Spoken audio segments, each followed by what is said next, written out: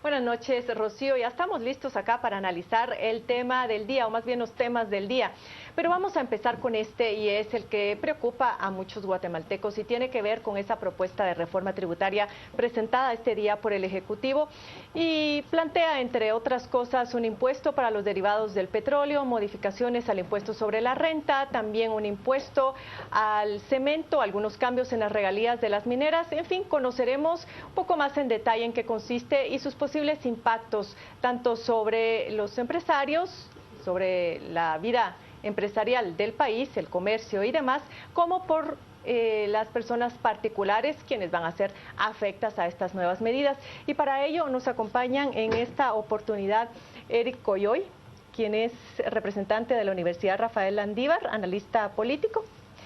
Y también me ayuda usted con su nombre, por favor. Enrique Maldonado, de ICEFI, para analizar estas propuestas, y también Paola Hurtado. Carmen, buenas noches. Quien tiene a su cargo la primera pregunta. Bueno, muchas gracias, señores. Estábamos hoy temprano con la expectativa de qué iba a presentar el Ejecutivo ante el Congreso de la República. Y una presentación bastante gráfica ha hecho el Ministerio de Finanzas para explicarnos las metas, la tendencia del país, por qué estamos como estamos y lo que quieren tasar de forma diferente. Yo quiero comenzar con el señor Coyoy. ¿Cómo recibe usted esta propuesta del Ejecutivo de los aumentos a los impuestos y los que no se van a aumentar? Bueno, se nota que es una propuesta improvisada. En el caso del aumento al impuesto a los combustibles es una propuesta oportunista. No responde a una visión estratégica sobre cómo conducir la política fiscal y los ingresos, sino simplemente aprovechando una situación del mercado internacional que pues hoy por hoy nos tiene con precios bajos. Y en el caso del supuesto destino de los recursos, es contradictorio el planteamiento. O sea, se menciona que, por ejemplo, se necesitan recursos para salud, para educación, pero si vemos en el impuesto a los combustibles se le asignan a Covial. O sea, la tercera parte de los recursos que vendrán del aumento del impuesto a los combustibles serán designados a Covial. O sea, ¿dónde está la prioridad? En presupuesto se dice que la prioridad está donde está el dinero. Y el dinero va a estar en Covial, no va a estar ni en salud ni en educación. Así es que queda la gran duda cómo realmente se va a atender la necesidad que se le planteó a la ministra de Salud. Se le respondió que cuando aumenten los impuestos se le podrán asignar recursos para inversión en impuestos y centros de salud. Esa pregunta concreta no se resuelve en ninguna parte del documento que se presentó hoy. Por lo tanto, contradictoria también la propuesta en ese sentido. Y en el caso del impuesto a los combustibles, pues es un golpe directo al presupuesto de los hogares. O sea, el combustible lo usamos por necesidad, no creo, muy pocas personas lo usarán por diversión, pero prácticamente el grueso de la población lo usa por necesidad. No tenemos un sistema de transporte público que le permita a la población dejar el vehículo guardado. Así es que pues habrá obligación de asumir el mayor precio, pero pues simplemente por esta actitud oportunista del gobierno en el sentido de aprovechar el bajo precio internacional.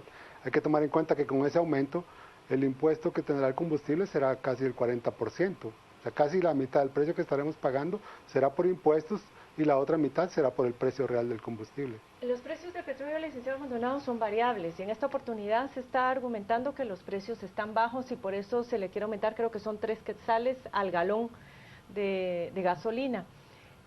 Se dice que en la medida en que esos precios pudieran nuevamente elevarse, el impuesto sería variable, pero eso es algo que pues ya prácticamente nadie se cree. ¿Usted cree que esta es una medida pues lógica y que este es un argumento válido para poderlos manejar de esta manera?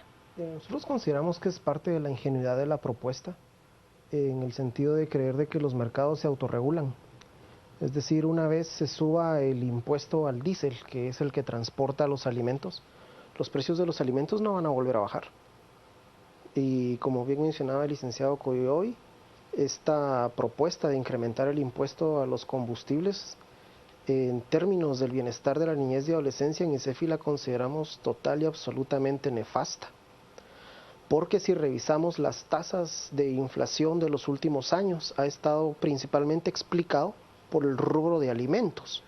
Es decir, el rubro de alimentos es el que más ha aportado a la tasa general de inflación gravar el diésel principalmente con un 231% más, El transporte va público se a vería impactar severamente en la economía de los hogares, consecuentemente afectando el bienestar de la niñez, adolescencia y juventud guatemalteca.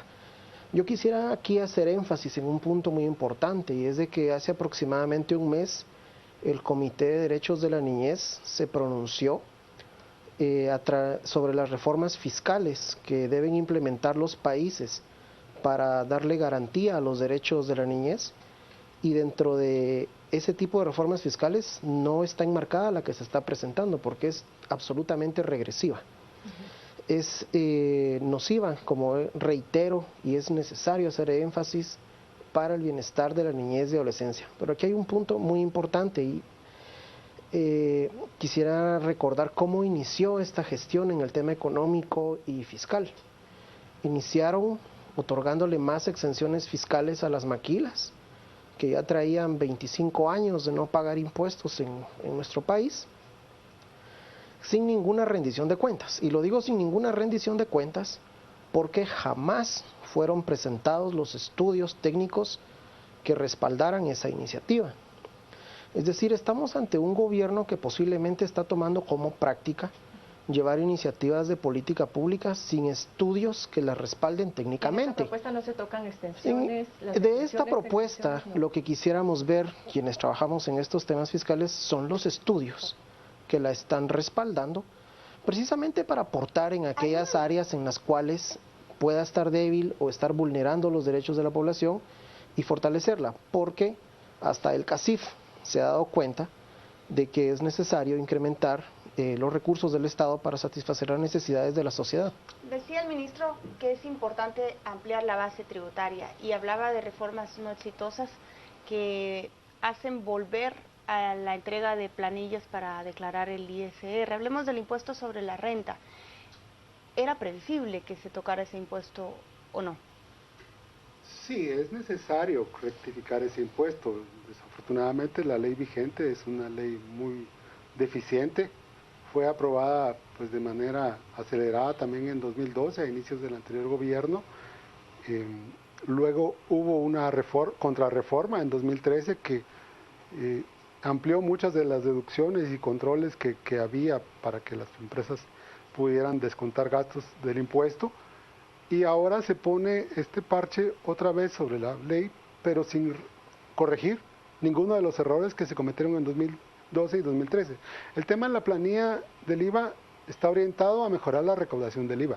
O sea, no va a tener ningún efecto real en la recaudación del ISR, porque está orientado a que todo el mundo exija la factura y que por lo tanto lo que mejore sea la recaudación del IVA. Así es que eso es un tema que no incide para el ISR.